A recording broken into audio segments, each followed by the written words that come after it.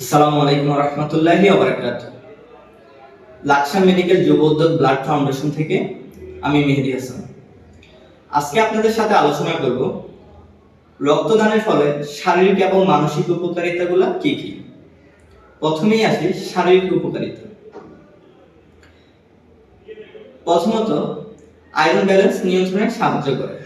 নিয়মিত রক্তদান শরীরে অতিরিক্ত আয়রন কমাতে সাহায্য করে, যা হৃদরোগের ঝুঁকি কমায়।